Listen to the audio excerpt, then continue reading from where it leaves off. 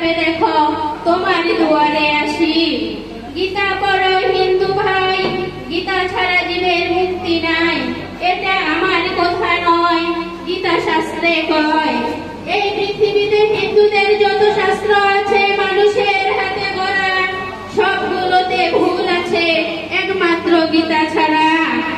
পবিত্র সর্বশ্রেষ্ঠ পবিত্র ধর্মগ্রন্থ হলো গীতা ও তার জ্ঞান। গীতার প্রতিটি বাণী যুগে যুগে থাকবে অম্লান। গীতা পড়ো, গীতা শুনো, গীতা করো দান। গীতা পড়ে অমৃত সুধা করো পান। যতই পড়িবে গীতার উক্তি, হবে তোমার পাপ মুক্তি।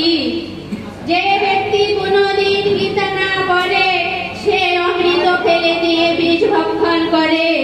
যতই করো গাড়ি বাড়ি সঙ্গে যাবে গীতাতে, ভালো তুমি কর্ম করো মরলেও যাবে সাথে। দেহের প্রেমে পরেও যদি করো তুমি পাপ, গীতা পড়ে তোমার সব হয়ে যাবে মাপ। গীতা হচ্ছে ভগবানের অঙ্গ, গীতাই সর্বশ্রেষ্ঠ বলে মানি। সবাই মিলে করো গীতার জয়ধ্বনি। ধন্যবাদ সবাইকে।